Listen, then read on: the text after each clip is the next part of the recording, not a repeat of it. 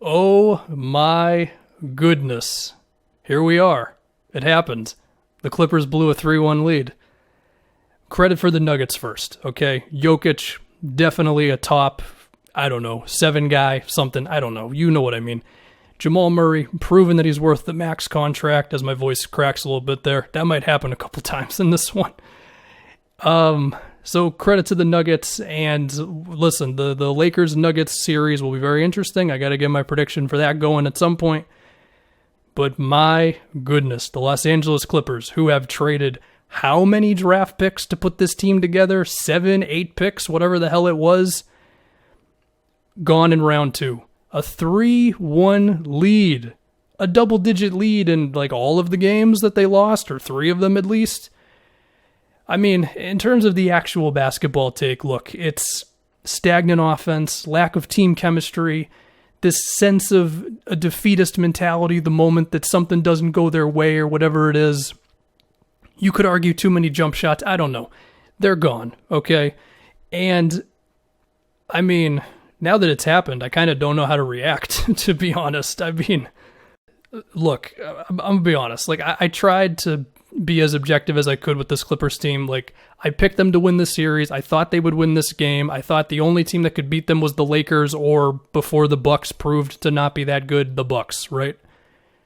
But I did not like this team. I do not like Patrick Beverley. I think way back when, when he broke Westbrook's leg or made him tear his meniscus, whatever terminology you want to use, and just the fact that he seemed proud of himself for it, and he never apologized or whatever. And then you had the antics of Marcus Morris in round 1 stepping on Luka's foot and hitting him in the head or whatever and not apologizing for that. And the way that Lou Williams handled the whole nightclub situation and, just enjoy the memes. Like, no, bro, you could have destroyed the whole bubble by going to the super crowded area, and just seeming like he didn't accept responsibility for that one. And I'm not going to lie to you, I'm enjoying this one a little bit. Now, do I like Kawhi? Yeah, I do think if you dive into the details of what happened in San Antonio that last year, there's potentially something that Kawhi did that you wouldn't be a fan of, but it's not as if the Spurs were perfect in that whole thing either. Paul George, he seems all right, he seems fine, but I did not like a lot of the personalities in this Clippers team. I really did not. And I'm happy to see some of them go, I'm going to be honest with you. And I'm also going to say another thing. Well, actually, before I get into my petty LeBron fan stuff, I do want to say this is an extremely interesting offseason for a Clippers team where all the pressure is on next season. Kawhi's on a 1-year deal. Paul George is on a 1-year deal. They've traded 1 million draft picks. I don't know what you do. I mean, they're at 115 in committed salary, 115 million, of course, this offseason.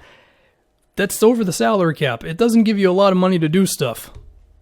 And when you think about their draft picks, this year it's to the Knicks. 2021, it's protected. 2022, that's going to OKC. 2023, that's a pick swap for the Thunder. 2024, it goes all the way like this until 2026. So if Kawhi and PG are starting to be like, I don't know about this situation, that is extremely terrifying for this Clippers team.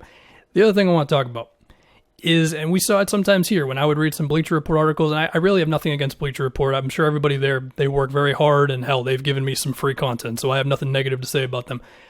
But them, and also just general media personalities, and I'm not usually a big fan of the whole, like, the media is whatever thing, but there was a lot of crowning of this Clippers team. A lot of it, to the point where it was like, we're never going to freak out about this team no matter what happens, no matter how many blown leads, no matter if the chemistry doesn't look great, or if Montrez has some quote that's like, we're not the same team that we were last year because of whatever reason.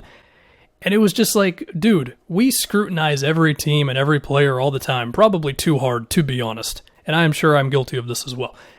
But it's like, why are we giving these guys such a pass? It just felt weird, Now, I'm not saying that it wasn't right to think they could win the title. That was always a fair thing to predict. I mean, look, my finals was Bucks. My Eastern Conference final prediction was Bucks Raptors. I got both of those wrong. So it's not a matter of the wrong prediction, but it was more a matter of like, guys, there's clearly things wrong with this team, as there are things wrong with every team. I mean, look, it's no secret that I am riding for the Lakers in the Western Conference here. But I'm still kind of freaked out about the Lakers' lack of shooting and whatever else. I mean, sometimes LeBron looks old, and sometimes he doesn't have the burst off the dribble. He seems to get better as the series goes along. The point that I'm getting at is it seemed like for whatever reason this didn't apply to the Clippers, and it annoyed me. It just did. I saw things like perfect roster. The Clippers don't need to add that much. Their roster's pretty much already set. And it's like, no, man, no roster is ever perfect, unless you were the Warriors with KD. And one other thing to think about, which I might have mentioned earlier, the petty LeBron fan thing. Look, I agree with Giannis MVP. I think it's fair. Okay, Giannis, best regular season player, deserving of MVP, 100%. I have him over Defensive Player of the Year, over Anthony Davis, all that good stuff. But I was always on the team of LeBron still the best player in the league. I mean, hell, there was a video I did before the whole thing where I was like, it said predict the best players in the playoffs. I had LeBron number 1. I was confident in that. I look around, LeBron's not as good as Kawhi. He's not as good as Giannis. Not as if everybody was saying this, but it was out there a little bit. And again, not a ridiculous take, but I'm feeling a little petty in the moment. So I'm just going to say, come on, man. Kawhi better than LeBron? How did Kawhi play this game? Man, I tell you, if LeBron doesn't end up winning the title now, this is really going to come back in my face. But Kawhi was not good in this Game 7. He was not good. He had 14 points, 6 for 22 from the field. You want to know what happens to LeBron if he has 14 points and goes 6 for 22 in a Game 7 loss? Oh my goodness. Would you love to see what would happen there? I just saw something of CJ and Dame clowning Patrick Beverley. I love it. I do. I love it. The whole just general dislike of a player, it does go a little deeper for Patrick Beverley for me than it does. Like most NBA players I don't really dislike, but Patrick Beverley... Ugh. Anyway, yeah. Do I have anything else? The Clippers, this is it. They're done. And now they have an off season. I'll do a whole video on the Clippers. Like in the moment, it's impossible for me to have actual basketball takes. You knew this was coming. This feels great. To end it again, I'm going to give more credit to the Nuggets. Just a tough as hell performance. I mean, when you talk about the mental strength, just the two different teams, like in terms of talent, Clippers better than the Nuggets, no doubt. Although even then, based on Kawhi and PG's performances compared to Murray's and Jokic's, kind of some doubt, if we're being real here. But you know what I mean.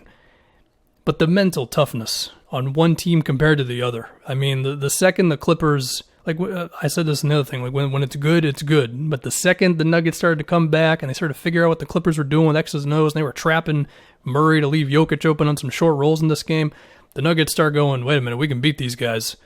And then it's just a matter of not getting down when you've missed some jump shots and just staying together when it's like the other team's had a little 5-0 run or whatever it is. Those little things that you need as a basketball team.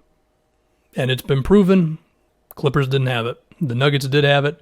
Lakers, Nuggets, Western Conference Finals. The prediction video will not be as enthusiastic as it was for this one. I'm usually this enthusiastic 5 times a year. I'm well aware of this. So it's a big deal when it happens, you know what I mean? So that's it. Like and subscribe if you want to. If you don't, that's fine. And that's it. The Clippers are gone.